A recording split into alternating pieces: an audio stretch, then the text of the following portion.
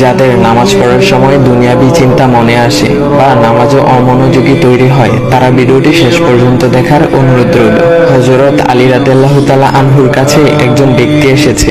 তখন লোকটা বলল, হুজুর, আমার নামাজে মন বসে না। নামাজে দাঁড়ালে আমার দুনিয়াবি নানা চিন্তা আসে। হুজুর, আমার এই নামাজ কি আল্লাহ তাআলা কবুল করবেন? তখন হযরত আলী রাদিয়াল্লাহু তাআলা আনহা বলেছেন, না, তোমার নামাজ কবুল হবে না।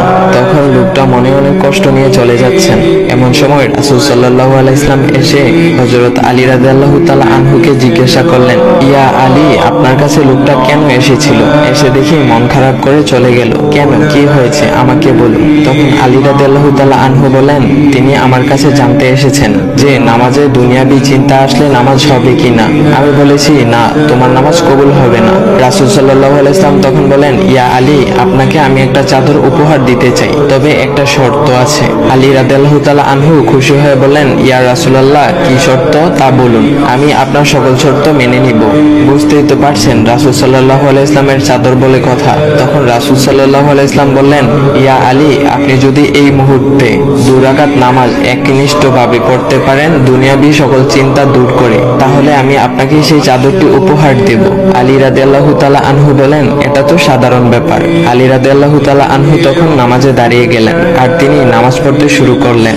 এমন সময় তার মনের মধ্যে শুধু ভাবনা চিন্তা আসতে শুরু করলো, আচ্ছা, আমাকে যে রাসূল সাল্লাল্লাহু আলাইহি ওয়াসাল্লাম যে চাদরটা দিবেন সেটা কি ফাতিমার চাদর নাকি রাসূল সাল্লাল্লাহু আলাইহি ওয়াসাল্লামের? আচ্ছা, চাদরখানা দেখতে কেমন হবে? এই বিভিন্ন বিষয় নিয়ে ভাবতে লাগলেন। তিনি ভুলে গেছেন যে দুনিয়াবি চিন্তা নামাজে আনতে রাসূল সাল্লাল্লাহু আলাইহি ওয়াসাল্লাম নিষেধ করেছেন। এর মধ্যে আলী রাদিয়াল্লাহু তাআলা আনহুর নামাজ পড়া শেষ। আলী রাদিয়াল্লাহু তাআলা নামাজ শেষ করে রাসূল সাল্লাল্লাহু আলাইহি ওয়াসাল্লামকে বলতেছেন, ইয়া রাসূলুল্লাহ, আমি আপনার শর্ত মেনেছি, এখন আমাকে চাদরখানা উপহার দেন। রাসূল সাল্লাল্লাহু আলাইহি ওয়াসাল্লাম বলেন, ইয়া আলী, আপনি কি একনিষ্ঠভাবে দুনিয়াবি চিন্তা মুক্ত ছাড়া 2 রাকাত নামাজ পড়েছেন? তখন আলী রাদিয়াল্লাহু তাআলা আনহা মুচকি হেসে বললেন, না ইয়া রাসূলুল্লাহ, আমি আপনার চাদর নিয়ে অনেক কিছুই ভেবেছি। তখন রাসূল সাল্লাল্লাহু আলাইহি ওয়াসাল্লাম বলেন, ইয়া আলী, নামাজ তোমারও হয়েছে, আর তুমি যাকে নামাজ হবে না বলে ফতোয়া দিয়েছো তার নামাজও আল্লাহ তাআলা কবুল করে নিয়েছেন। শোনো আলী, দুনিয়াবি চিন্তা দ্বারা নামাজ বাতিল হয় না, নামাজ মহান আল্লাহ তাআলা কবুল করে নেন। সকল ফরজ নিয়ম কানুন মেনে নামাজ পড়লে নামাজ হবে ইনশাআল্লাহ। তবে আমাদের সকলের উচিত নামাজ আদায় করার সময় একমাত্র আল্লাহকে স্মরণ করে নামাজ আদায় করা। নামাজে দাঁড়ালে দুনিয়াবি চিন্তা মাথায় আসে, এটা শয়তানের একটা ফাঁদ।